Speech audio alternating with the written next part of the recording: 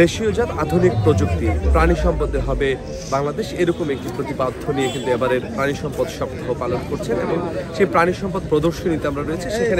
এখানে বিভিন্ন স্টলগুলো ঘুরে দেখছেন প্রাণী সম্পদ উপজেলা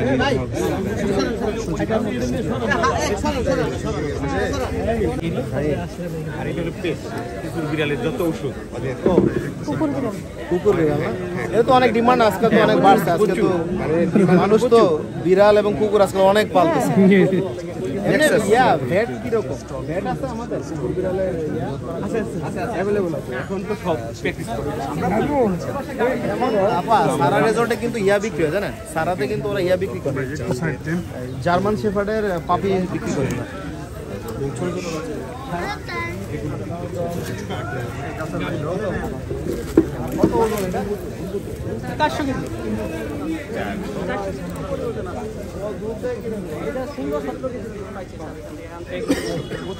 আমাদের সরকারি বীজের পাশে 16 কেজি দুধ হয়ে গেছে। চিন্তা করেন, 16 কেজি দুধ একটা গরু 25 বছর আগে, এটা চিন্তা করেন।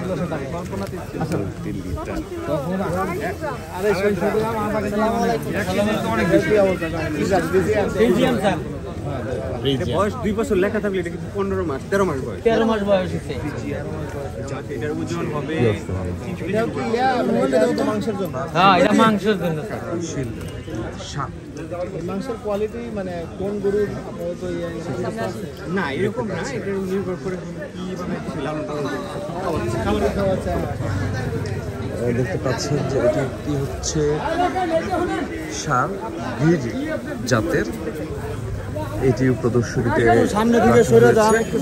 সেটি হচ্ছে আপনাদেরকে আমরা দেখানোর চেষ্টা করছি।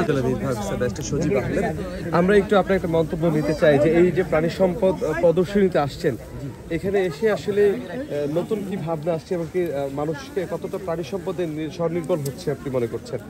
প্রাণী সম্পদে আমরা শ্রীপুর উপজেলায় এমনি থেকে আমরা অনেক বিপুল পরিমাণে খামারি, ঐতিহাসিকভাবে এখানে অনেক সংখ্যা বেশি। আমরা এখানে প্রচুর এখানে আমাদের প্রচুর খামারি আছে। দুধ এবং ডিম উৎপাদন, মাংস উৎপাদনে সবসময় এখানকার খামারিরা অনেক এগিয়ে ছিলেন। আজকাল আমরা যেটা দেখার চেষ্টা করছি যে নতুন নতুন জাতগুলো আসলে কিভাবে করে, মানে যেগুলো দেখে আমরা সংকর অনেকগুলো জাত আমরা দেখতে পাচ্ছি, সেগুলো মাংস এবং দুধ উৎপাদনে আসলে কিভাবে করে আরও নতুন নতুন টেকনোলজিগুলো, প্রযুক্তিগুলোকে আমরা ইন্ট্রোডিউস করতে পারি খামারিদের সাথে। প্রাণী সপ্তাহ সেবা সপ্তাহ তার একটা মানে একটা মোক্ষম জায়গা। আর সবচেয়ে বড় কথা, আমরা নতুন উদ্যোক্তা পাচ্ছি যারা হচ্ছে এই নতুনভাবে খামারিদের সাথে যুক্ত হচ্ছেন। এছাড়াও অবশ্যই খামারিদের অনেক সমস্যা আছে, সেই সমস্যাগুলোকে শোনার, সবাইকে একসাথে নিয়ে আসারও একটি মানে বড় সুযোগ আমাদের কাছে। সেই হিসেবে আমরা এটাকে একটা অনেক বড় অপরচুনিটি হিসেবে দেখি। যে আমরা একটু প্রাণী সম্পদ কর্মকর্তার সাথে কথা বলতে চাই, কতগুলো স্টল আপনারা দেখে যাচ্ছে এবং কতগুলো খামারি একসাথে করতে পেরেছেন?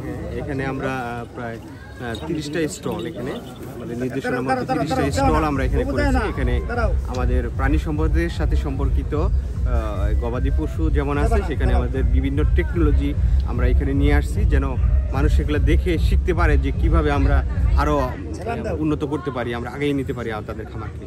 জি, শুনছিলেন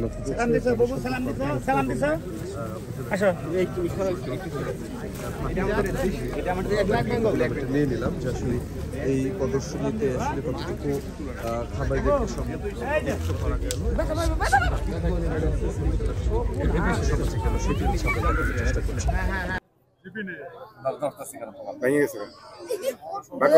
না না আর লাগবেন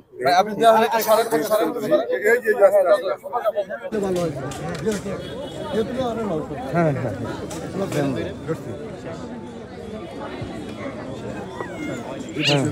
বাবা নিয়ে এসো, নখ কাটতে হবে তোমার। হ্যাঁ হ্যাঁ হ্যাঁ হ্যাঁ হ্যাঁ দেন দেন দেন দেন। হ্যাঁ, প্রযুক্তি ব্যবহার। হ্যাঁ, তো টাইগার টাইগার হ্যাঁ টাইগার। ও আচ্ছা আচ্ছা আচ্ছা। এটা আছে আসলে আমাদের যারা শৌখিন বিড়াল প্রেমী আছে তাদের জন্য আমরা এই মেলা উপলক্ষে ভ্যাকসিনেশন প্রোগ্রামের আয়োজন করেছি। কারণ আপনারা জানেন যে আমরা অনেকেই কিন্তু এখন বিড়ালকে যে ভ্যাকসিন করতে হয় এটা আমরা গ্রাম এলাকায় বা আমাদের মফস্বল এলাকায় আমরা জানি না, কিন্তু বিড়াল পালতে হলে অবশ্যই তাকে রেবিস ভ্যাকসিন নিতে হবে।